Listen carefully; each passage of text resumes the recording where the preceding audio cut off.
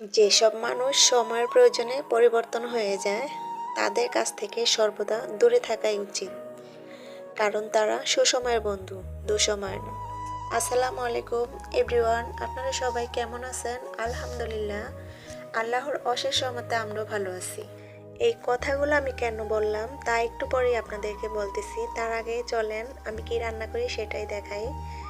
এখান দিয়ে আমি ডাল ভুনা করতেছি। তো ডালে কয়েকটা শুকনো, এইভাবে শুকনো মরিচ ভাতের সাথে খেতে কিন্তু বেশ ভালো লাগে। তো ডালটা আমি আরও একটু গাঢ় করব। তারপর ধনে পাতা দিয়ে আমি ডালটা নামিয়ে নিব। আরেক চুলাতে আমি ভাত বসে দিলাম। এই তো একটু ঢেকে দিলাম। আমি যে কোনো তরকারি ডাল হোক আমি ঢেকে রান্না করতেই পছন্দ করি। ঢেকে রান্না না করলে হয় কি, একটা পোকা এসে উড়ে পড়ে। তো এটা খেতে আমার কাছে কীরকম যেন লাগে, সেই জন্য আমি সবসময় ঢেকে রান্নার চেষ্টা করি। এই তো এটা আমি আর বেশি গাঢ় করবো না, ডালটা এখন আমি নামিয়ে নিব। আর এত সুন্দর গান বের হয়েছে। তো এখান দিয়ে কিন্তু আমার শুটকি রান্না হয়ে গেছে। আর অনেক দিন পরে শুটকি রান্না করলাম। আর যেদিন শুটকি রান্না করি সেদিন তো আমার ছেলেরা বেশ খুশি। আজকে আপনাদেরকে দেখাবো আমাদের কিসের ব্যবসা, আমার হাজব্যান্ড কি কাজ করে। এটা হলো আমার আরেকটা রুম। তো এই রুমেতে থাকে আমার দেওর আর আমার বড় ছেলে। তো এগুলা রাখার কারণে হয়তো আপনারা বলতে পারেন যে এরকমের ভিতরে কিভাবে থাকে। আসলে সারাক্ষণ দরজা জানলা খোলা থাকে, সেই কারণে আর রুমে অত গন্ধ থাকে না। আর এই মালের কারণে কিন্তু এই দোকানের মালের কারণে কিন্তু আমাদের ফ্ল্যাটটা নেওয়া হয়েছে, এই মালগুলো রাখার জন্য। পরবর্তীতে আমার দেওর আসছে। আর এখন যেহেতু আমার ছেলেটা বড় হইতেছে, তো এক বিছানা আসলে এমনিতে জায়গা হয় না, তার ভিতর ছেলেটা বড় হইতেছে, আলাদা রুমে থাকাই ভালো। তো যখন আমার দেওর চলে যাবে তখন কিন্তু আমার দুই ছেলে এই রুমেই থাকবে। আর এটা দেওরের একটা ওয়ার্ডরোব। আর এই রুমটা ভরাই কিন্তু মাল থাকে। এই তো এগুলা গ্যারেজ, অটো রিক্সা, তারপর সাইকেল, এগুলা যাবতীয় মাল বিক্রি করে, আবার আমার হাজব্যান্ড ঠিক করে। তো এই তো এই রুমে কিন্তু প্রচুর পরিমাণে মাল থাকে, তো আজকে কমই আছে।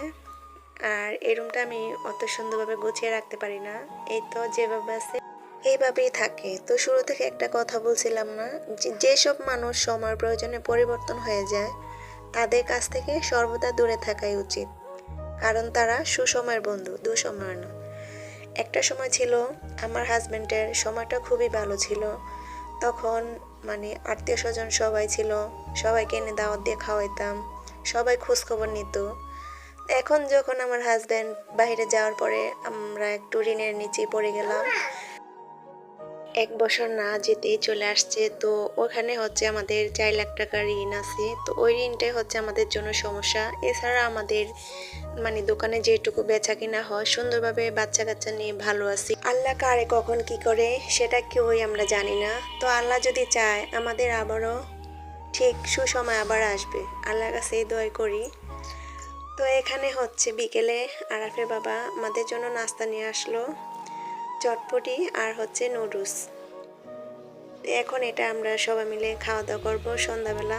আর আমার আপনাদের কাছে ছোট করে একটা রিকোয়েস্ট আছে, সেটা হলো আমার ভিডিওগুলো যদি আপনাদের কাছে একটু হলেও ভালো লাগে তাহলে আমার ভিডিওতে একটি করে লাইক দিয়ে যাবেন।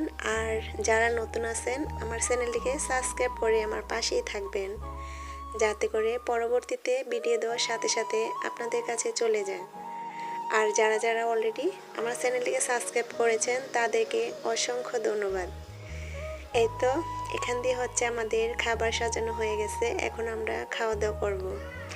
এই চটপটিটা আর নুডলসগুলা একটু ভালো লাগছিল খেতে। তো ফুচকাগুলা যেহেতু আস্ত নিয়ে আসছে, তো এখন আমি আমার ছেলে বলতেছে পাশে থেকে যে সবাইকে আগে একটা করে দিবা, তারপরে থাকলে সেটা সবাই এক সমান ভাগ করে নিবা। তো মাঝে মধ্যে বাচ্চাদের কথাও শুনতে হয় ওদের মন রাখার জন্য।